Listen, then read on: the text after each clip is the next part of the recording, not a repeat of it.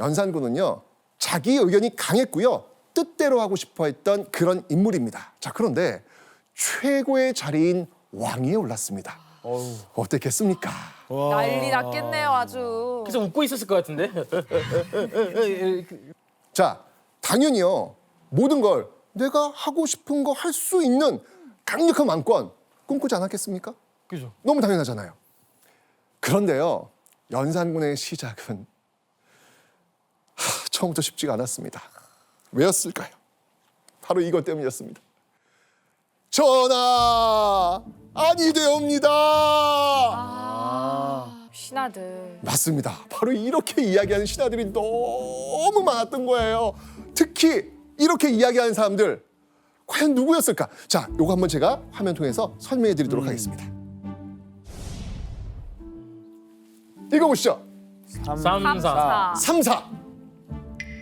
자, 이거 제가 조나단 씨가 이 역사에 굉장히 관심이 많다고 하니까 혹시 삼사가 뭔지 아실란가? 그러니까 뭐 정확한 좀 까먹었는데. 괜찮아요, 괜찮아요. 삼사가 이제 홍문관, 사관원, 오, 사원. 대박. 박수. 와, 야, 이거 어떻게 이거? 아니, 야, 아니, 어디를 봐요, 어디? 진짜 아무도 없는데 어디 보는 거야? 네. 와, 근데 진짜 대단하네요. 대단하다, 진짜. 와, 열심히 공부했구나.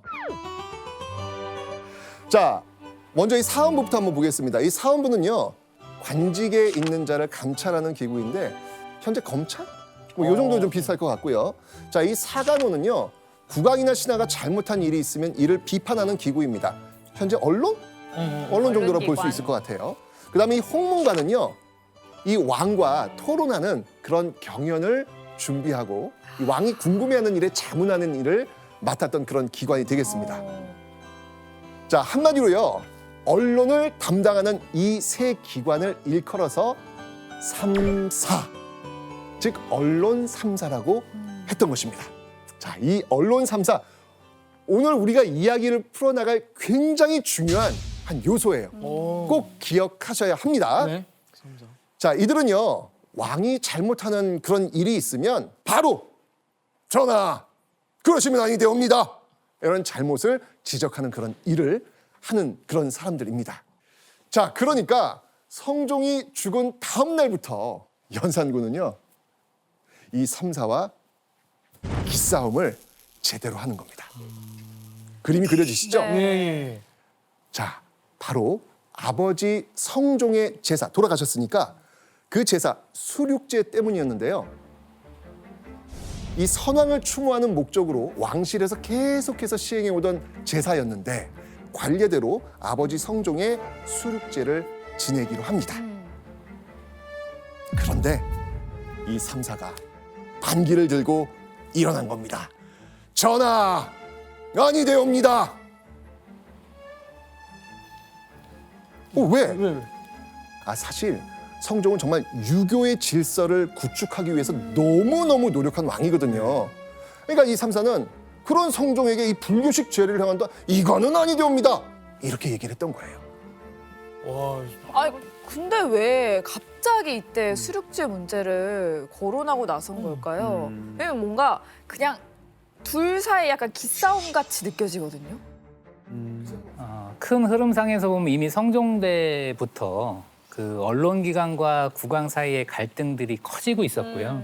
그러지 않아도 갈등이 커지고 있는데 수륙제 문제가 더 커지면서 불거지면서 왕과 삼사 관원 사이에 이제 충돌이 커질 수밖에 없었던 겁니다. 삼사도 이 시기에 굉장히 강성이었는데요. 한 번 안건을 내면 보통은 한 달, 많으면 5개월. 그 안건이 처리될 때까지 계속 간쟁을 하는 것이죠. 그러니까 심지어는 하루에 한 11차례 정도 같은 안건을 허락을 해달라고 상소를 올리고 그랬습니다. 와, 근데 쉽지, 만만치 않네요. 쉽지 않았는데요? 이런 갈등이 계속되는 가운데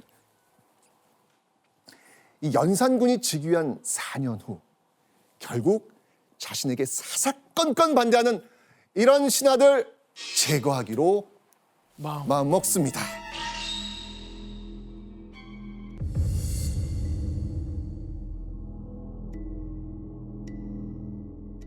자, 이 무오라고 하는 거는요. 연도예요, 연도. 이 당시 연도. 무오년입니다. 무오년에 사라고 하는 것은 선비사자고요. 화라고 하는 화를 입다할 때 그 화자가 되는 거예요. 자, 그러니까 선비들이 무오년에 화를 입은 사건. 자, 이거는요. 바로 조선 최초의 사화인데 이게 바로 연산군 때 일어나게 됩니다. 자, 그런데 이 무오사화의 그 발단이 뭐였느냐, 원인이 뭐였느냐, 그 발단의 시초는요, 바로 사초에서 시작됩니다. 사초? 네. 처음 들어보시죠? 예. 자, 일단 기본적으로 왕이 죽게 되면 그 왕 시절에 있었던 내용들을 다 정리를 합니다. 이걸 뭐라고 하냐면 조선의 또 이 보물이죠. 바로 실록이라고 합니다. 그래서 뭐 세종실록, 뭐 태종실록 네. 이게 여기서 나오는 거예요. 예. 자, 근데 이렇게 실록을 만들려면 기본적인 베이스, 자료들이 있어야 될 거 아니에요. 이걸 바로 사초라고 합니다. 바로 그 사초에서 문제가 되는 내용들이 발견된 거죠. 문제가 됐네요.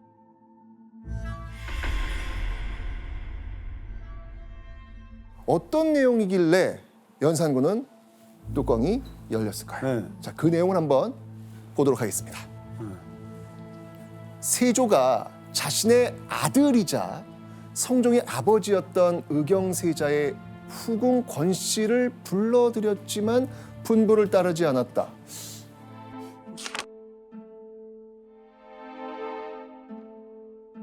그런데 이 세조가 이 혼자가 된 며느리, 자신의 며느리를 취하됐다는 거예요.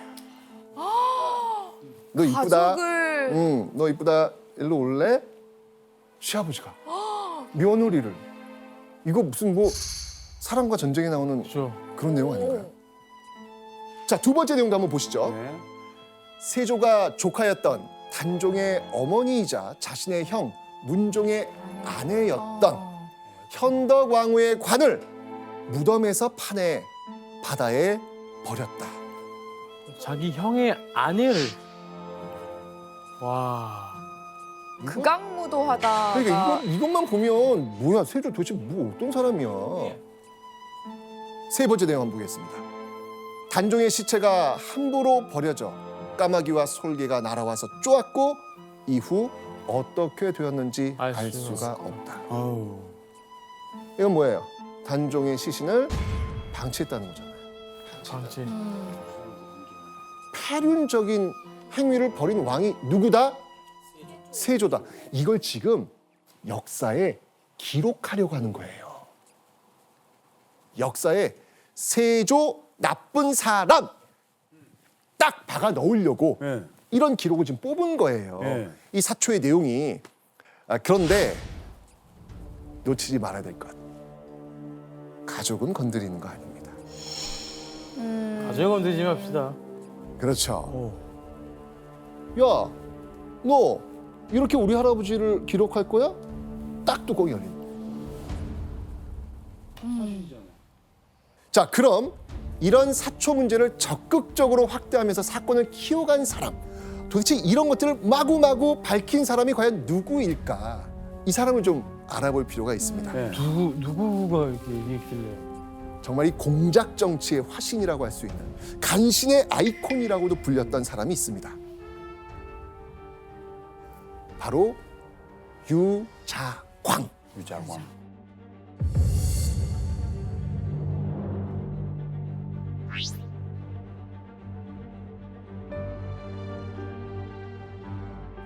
유자광은 말씀하셨던 것처럼 일종의 공작 정치의 달인이죠. 네, 모함을 하는 걸로 이제 출세를 한 사람이고요. 기본적으로 유자광은 당시 조정 신료들이 엄청 싫어했던 사람이에요.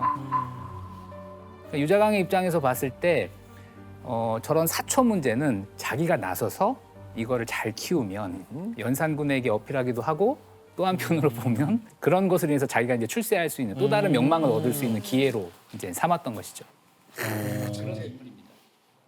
자, 이렇게 지금 자신의 그 할아버지 세조를 비방하는 이 사초를 읽었던 연산군.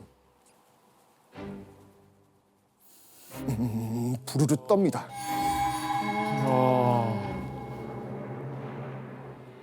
이런 내용을 쓴 자가 누구냐? 그러자 이야기하죠. 김일손이옵니다.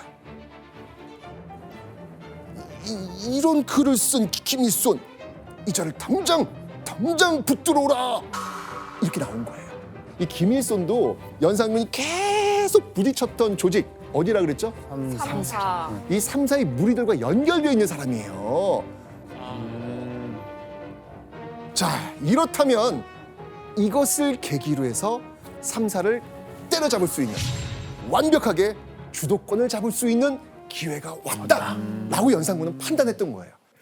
그런데 이 연산군의 뚜껑을 다시 한번 또 열었던 사건이 벌어집니다.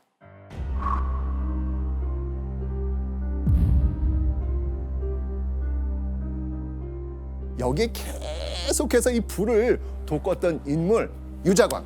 이 유자광이요, 이 모습 지켜보다가 기회는 왔어 하면서 또 다른 불씨를 가져옵니다. 자, 바로요, 이 김일손의 스승 김종직이라는 사람이 있습니다. 그런데 이 김종직이 쓴 글이 하나 있는데, 이야, 자, 이게 뭐냐면요, 바로 김종직이 썼던 조의제문이라는 겁니다. 조의제문. 의제문. 네. 나는 초회왕 손심인데 서초패왕 항우에게 살해되어 침강에 빠뜨려졌다. 하늘과 땅이 끝도 없듯 한도 어찌 다하리오. 회왕의 호는 지금까지도 떠돌아다니는구나.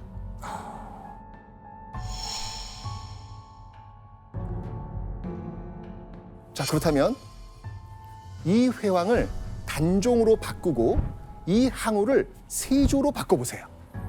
그러면 어떻게 해석될까요? 단종이 세조한테 죽임을 당해서 버려졌는데 그 단종이 너무 불쌍하다, 이런 내용으로 읽히잖아요. 오. 이건 곧 뭐예요? 다시 한번 연산군의 할아버지 세조를 욕하는 겁니다.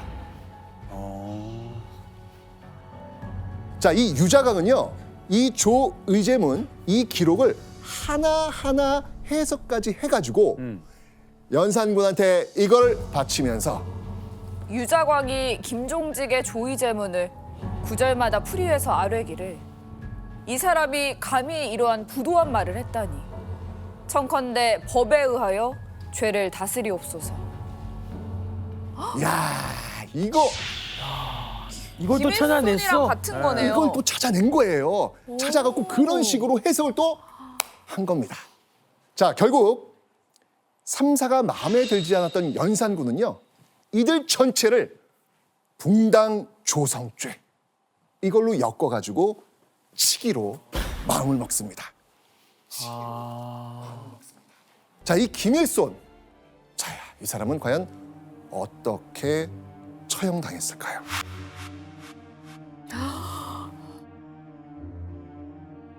이제부터 슬슬 연산군의 본색이 드러납니다. 이제 진짜 시작이네요. 이제 시작입니다.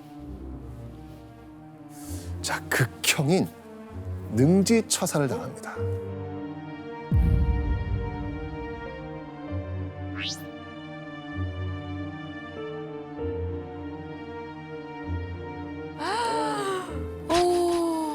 너무 끔찍하죠. 그죠? 자, 그렇다면 다음 조의제문을 작성한 김일손의 스승 김종직. 자, 김종직은 과연 어떤 처벌을 받았을까요? 더한 거 받았을 것 같은데. 더한 거 받았을 것 같죠? 네. 근데 여기 문제가 있어요. 문제는요, 네. 김종직은 이미 죽었습니다. 맞네. 스승이잖아요. 네, 이미 6년 전에 병으로 사망한 상태입니다. 이놈 이거 혼내야 되는데. 자, 근데 연산군은요, 역시 연산군입니다. 그래? 그렇다면 설마 그를 부관참시하라. 부관참시. 자, 부관참시. 죽어서 땅에 묻힌 김종직의 무덤을 파가지고 관을 꺼낸 다음에 그 시신의 목을 벤 다음 그걸 거리에 걸어두는 거예요. 이게 바로 부관참시라는 형벌입니다. 자, 죽은 김일손 또 죽은 뒤 다시 죽임을 당한 김종직의 이 부관참시를 비롯해서요 50여 명이 사형, 유배, 파직되고 나서야 조선 최초의 사화, 선비들이 화를 입었던 사건 이 사화, 무오사화는 막을 내리게 됩니다.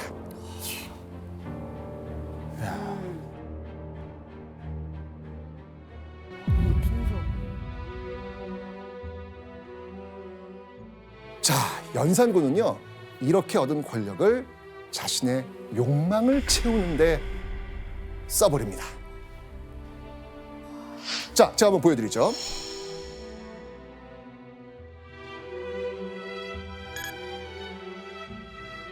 자, 이게 바로 이 연산군의 흔적인데요.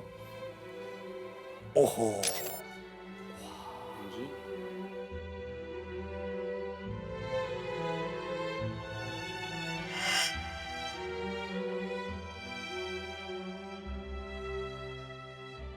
그 있는 거예요, 지금요. 네. 이해됐어.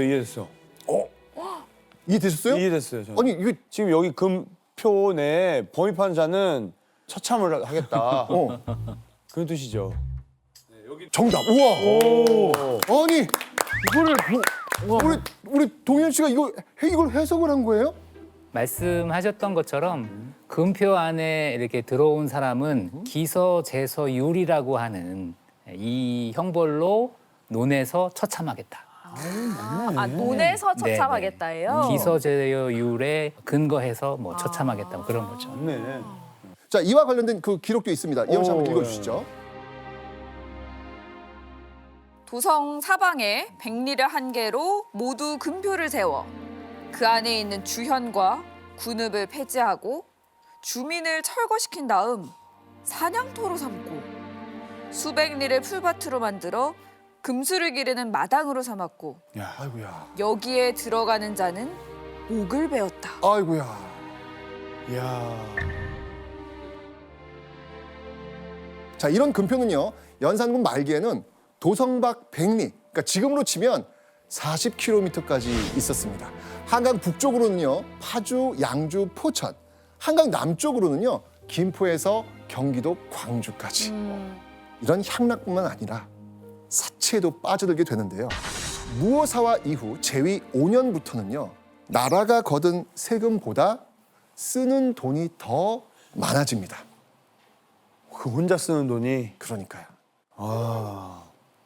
무오사화 이후에 정말 바짝 엎드렸던 신하들이었는데 이거는 진짜 아니잖아요. 이건 아니잖아요. 네. 더 이상 참지 못한 이 신하들이 결국 들고 일어납니다. 연산군 8년 삼정승. 삼정승이 혹시 누군지 아십니까? 삼정승. 삼정승. 이제 영의정, 좌의정, 우의정. 우의정. 네, 삼정승. 이 삼정승이요. 10회 10조라고 해가지고 연산군이 과계 진상을 요구하고 재정을 함부로 쓰는 걸 비판하면서 다시 한번 전하 이러시면 아니 되옵니다. 이걸 다시 외치는 거예요. 오랜만이죠. 그렇죠. 또 이 소리 들으니까 연산군 어땠을까요? 아, 이것 또한 하극상이구나 라고 하면서 경고를 합니다. 자, 이렇게 하면서 다시 연산군과 삼사가 더 팽팽한 긴장감을 갖게 됩니다.